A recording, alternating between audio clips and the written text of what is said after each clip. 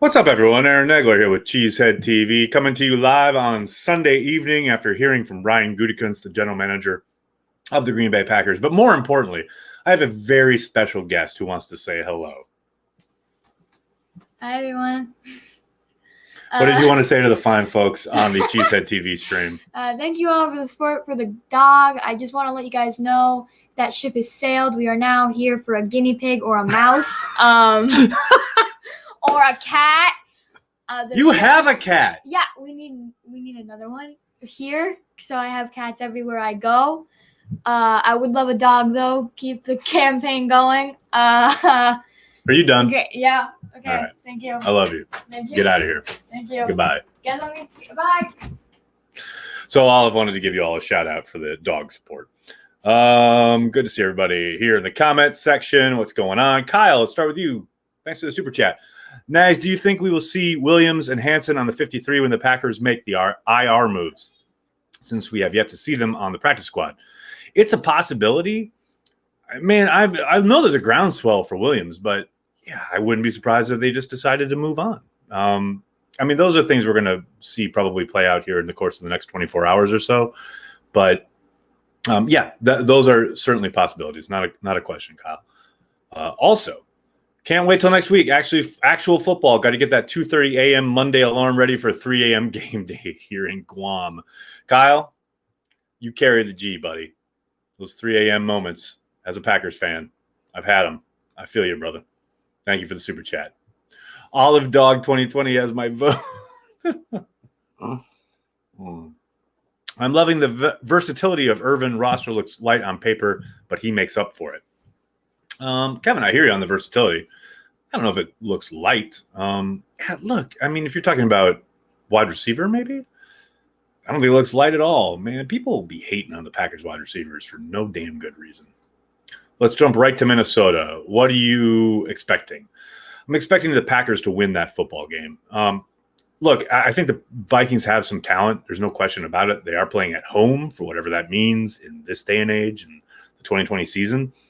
But given the continuity the Packers have, they have zero reason to lose this football game. I do think it'll be close, but I do expect the Packers to win. Raji make the 53. Did Martin go on IR? Not yet, Steven. Not officially, anyway. I would suspect, though, we will see that tomorrow. All of his Nag's favorite. What's funny, Alaric, is that I always get accused of Violet being the favorite from the other two. So there is no favorite. I love all my girls equally, just in different ways, right? But Olive is definitely the most outgoing and or in need of a dog, so she jumps on live streams whenever she's possible. Who is your dark horse that will make the biggest impact this year? Ooh, that's a good question. You know what's funny? It's like, I don't think it's a dark horse, but somebody nobody's talking about who I think is going to have a really strong year is Robert Tonyan. I think Big Bob is ready to be not only tight end one coming out of the gate, but I think he's ready to put up some numbers.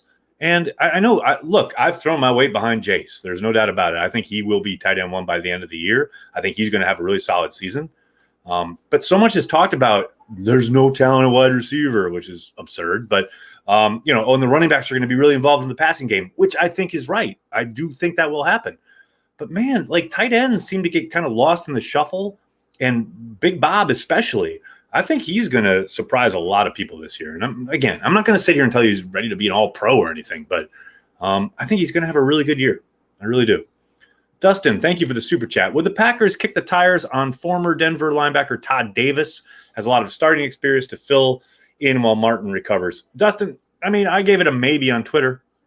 I think, for that very reason, the experience factor, I wouldn't be surprised if they kick the tires there, but you know, the way they operate, they don't really go that route. They'll stay in-house and they'll get whatever contributions they can from whoever they have on hand and maybe go outside for some undrafted kid or somebody from somebody else's practice squad. But for the most part, they are not big on that, going out and getting free agents who have a lot of experience in other people's programs. Obviously, last year was very different. But for the most part, that seems to be the way Brian wants to operate. I have a lot of faith in Mack Truck Dylan. I like Mack Truck Dylan. I'm down with that. Bring in Valdir. Daniel doesn't sound like they're inclined to do so. A lot of ball game left there, though. We'll see.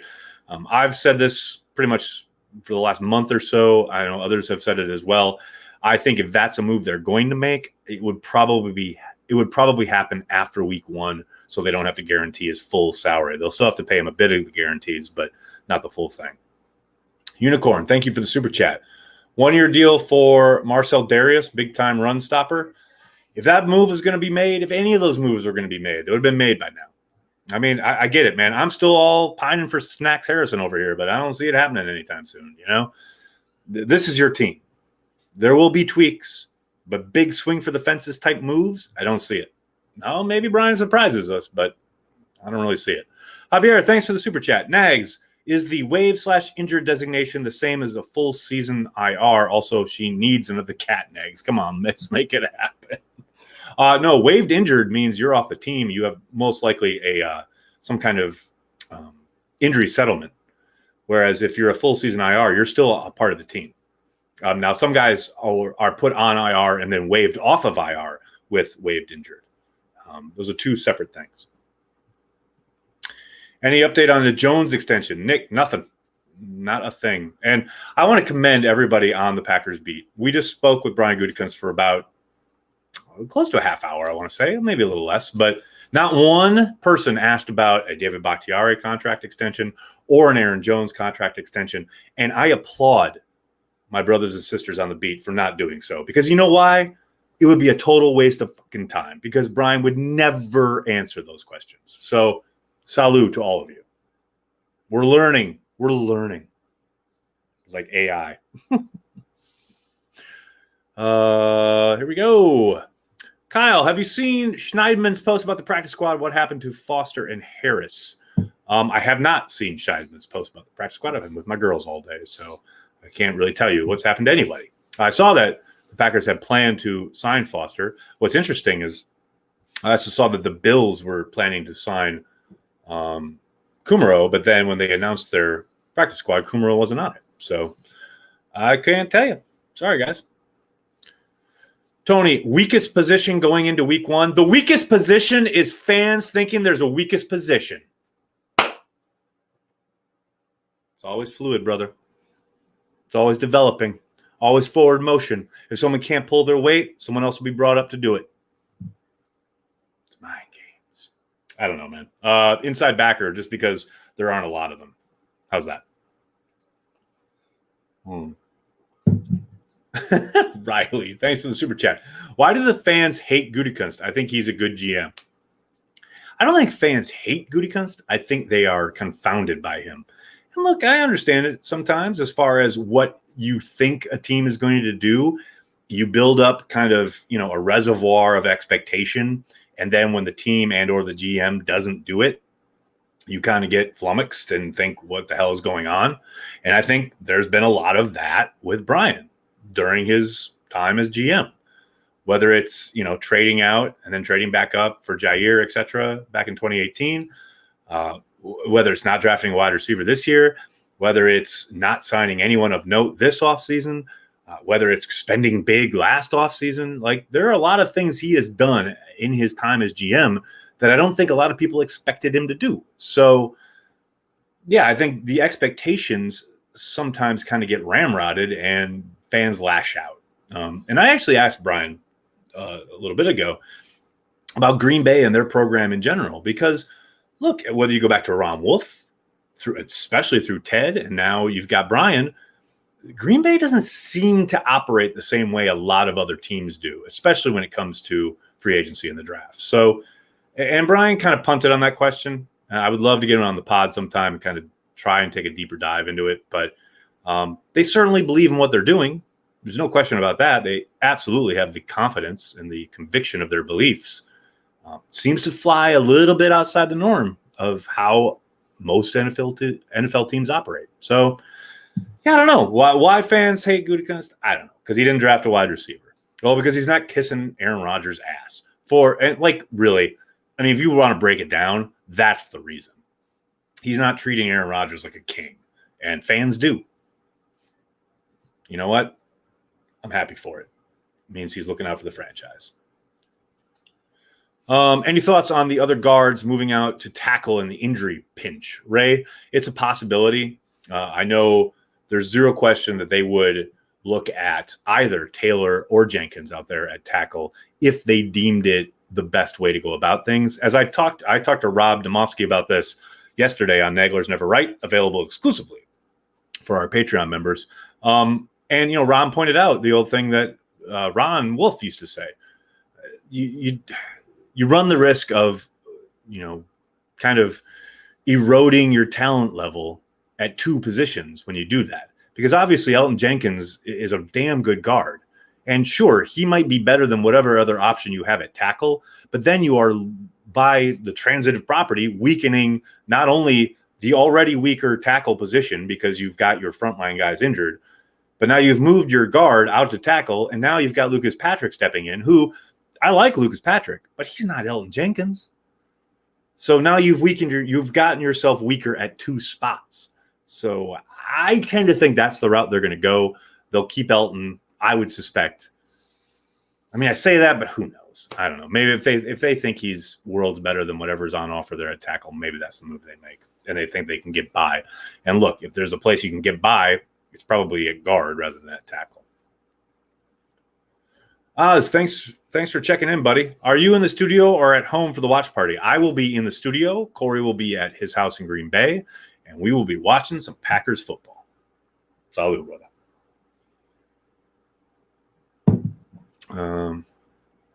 Do I think the Cowboys are the favorites to come out of the NFC?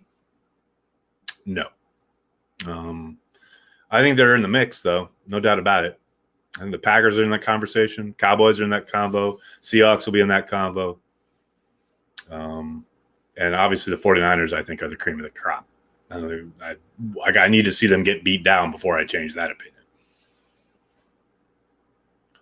Could Tramon Williams get on the practice squad? Do you think he would? Could he? Yes, he could. Do I think they'll go that route? No. And I don't know that Tramon would want to go that route. But you never know. Hell, we just saw Dayton Jones put on the Raiders practice squad, so anything's possible. Which tight end breaks out to become the number 2 overall pass-catching target? Ooh, Mike. Mike with some heat right there. I don't think the tight end will be the number 2 pass-catching target. I think Aaron Jones will be the number 2 pass-catching target. But I do think the tight ends will catch quite a few, and I do think they will be targeted. As for which one probably gets the most, see, I think Tanyan early, but I think Jace will overtake him as the year goes on. So give me Jace at the end of the day, at the end of the 16 games. I think it'll be Jace. Next week, this time, we'll already have our first win of 2020. Irving, that's what I'm talking about. That is what I am talking about. Call Clay Matthews. What year is it? Riley, thanks for the super chat. I like that this is the most balanced Packers I've seen since I've been a Packers fan. I mean, I do think that has been a driving force in the decision-making for Brian Gutekunst as far as putting together his teams so far early on in his tenure, right? For so many years, we saw Aaron Rodgers have to be Superman. We saw them scoring as many points as possible to try and win football games. And obviously the defense was always kind of along for the ride. And I'm not here to say that the defense is going to carry this team now, but there's certainly a more balanced team, not only between the offense and the defense, but on the offensive side of the ball with the running game being there at least to augment the passing game, if not lead the way. So I'm with you. It has been a long time coming, and I am all for it. And I cannot wait to see them start wrecking things a week from today. Now I go, will they sign Hakeem Butler? I doubt it. Maybe they take a look. But I asked Brian about wide receiver workouts and workouts in general this time of year. A lot of things. And I know I don't think they've worked him out yet. But that's a name that maybe could get brought up. And maybe they bring him in for a workout. But this time of year, I think a lot of that kind of poking around, looking at guys is much more about filling out your emergency lists. You've constructed your roster. You've gone through an offseason. You're ready to embark on the season. This is your squad. You're not going to upend that just because some other team cut a guy, You're going to bring him in. First of all, he's got to go through all the COVID testing. He's probably not going to be ready to at least be implemented in your game plan week 1. But then going forward, you've got 5-6 guys who have been in your program, who have been with you at least this offseason, probably longer for most of them. I mean, you look at Shepard being on the practice squad. I would much rather call up Shepard from the practice squad than go sign Butler. 1,000,000,000%. So that would be my thinking on that. Hi from Czechoslovakia. Hi from New York City. What's up, Austin? How are you? Unicorn, thanks for the super chat. Love this squad as it stands now, especially seeing a D2 kid in Taylor making the 53 and love it on the practice squad. Tired with Monte Adams, though. He can kick rocks. Well, come on. Let's give Montravius a break here. I mean, he was having a very good practice. I can't say camp, but practice prior to getting injured. So, hey, let's give Monty a little break. But I'm with you overall. I like this squad. Malik Taylor's a great story. It's funny, too, but I didn't have time to ask. I got 4 questions in with Brian today, which shout out Packers PR.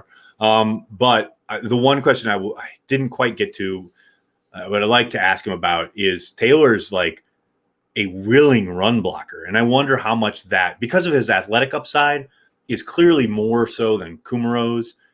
If he wasn't a willing blocker, I don't know that he makes the team, but man, he loves to get his nose in there and get dirty, and he's not afraid to do it. And on this team, you got to be able to do that, right?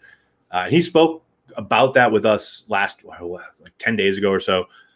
I really like the kid. I think he's got some upside. There's zero question there. I'm interested to see how much, if he's even active on game days, but there's potential there, no doubt about it. And of course, John Lovett. How can you not love it making this team? Absolutely. Or the practice squad. I'm all for it. Brandy, can you ask LaFleur to throw to 69 for a TD, please? I love best of the big guys highlights. Hey, we know they have a tackle-eligible goal line play because I saw them run it to Justin McCray last summer. Of course, he'd be the extra tackle next to Bakhtiari in that regard, but I'm all for it. I love it. The idea of David Bakhtiari catching a touchdown pass is like the flux capacitor working in reverse. Like, it's going to bring me into the future to a world I enjoy and love. Let's go. I'm all in on that.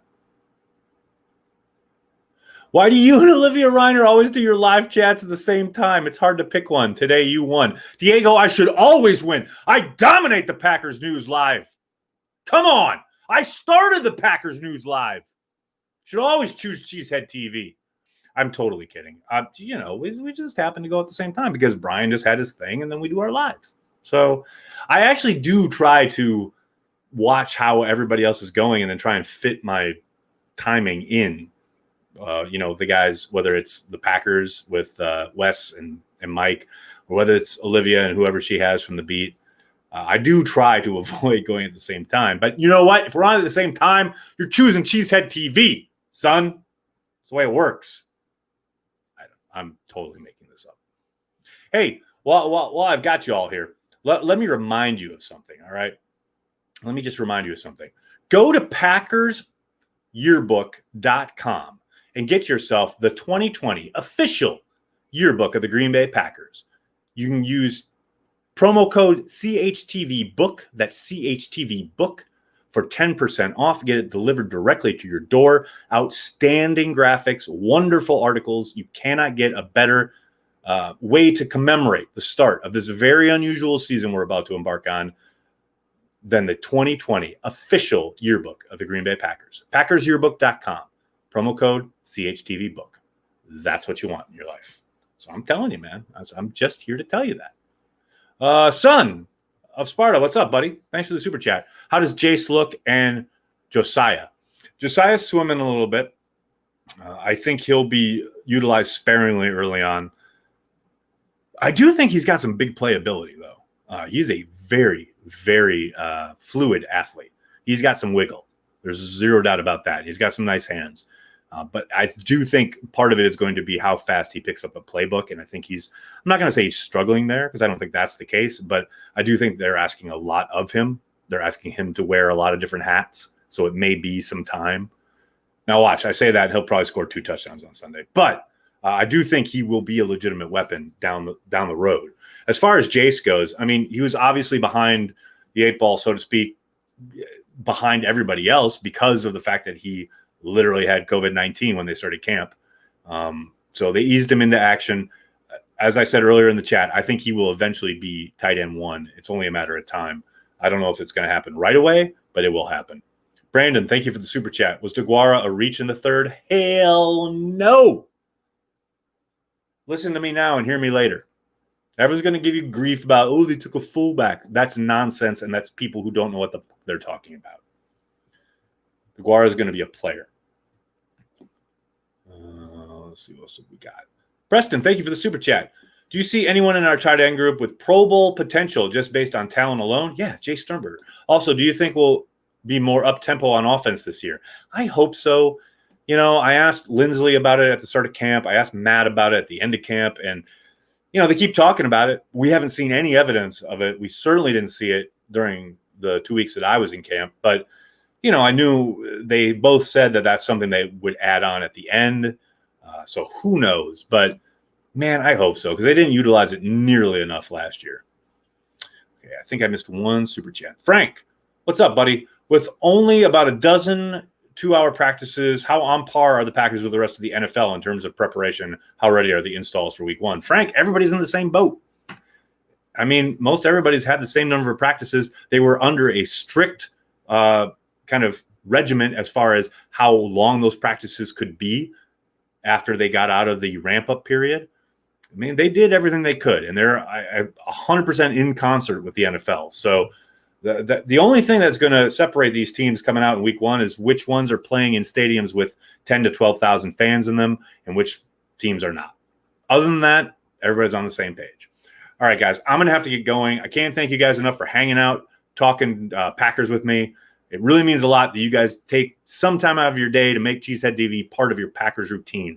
I know there are a ton of options out there for you. They're all fantastic. There's tons of great content out there that you guys could choose or do choose when it comes to the Green Bay Packers. And look, speaking of which, you guys have no idea how lucky you are to be a fan of this team, if for no other reason than the amount of quality content that is generated around it. I have covered the NFL in many different capacities. I have seen other fan bases and what they have to work with, and it can get very dire out there. The Packers, luckily, are not such a case. So the fact that it is so saturated and you spend time here with me, with cheeseheadtv.com, with anything that we do, with the podcasts, social, whatever, it really means a lot to me.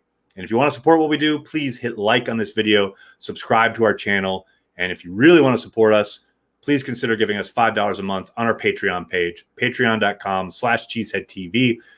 You get exclusive access to my podcast, Naglers Never Right. Latest episode is up last night with Rob Demoski, breaking down all the roster cuts. You also support everything we do, whether it's me, live chats on the video side, everything we do on the website, sending me to training camp, etc. Not to mention 5 hours of live streaming each and every game day in 2020. That's right. We'll be live on game day, our pregame, 3-hour watch party, our postgame, every single game day. It's going to be a lot of fun around Cheesehead TV. Oh, not to mention the return of Packer Transplants on September 16th. That's right. Corey and I will be live every Wednesday night for you guys once the season starts. A lot going on. We appreciate your support. Thank you so much. Tell your friends, tell your family, Cheesehead TV. We are devoted to Green Bay Packers fans worldwide. Thanks a lot, everybody. Have a great night.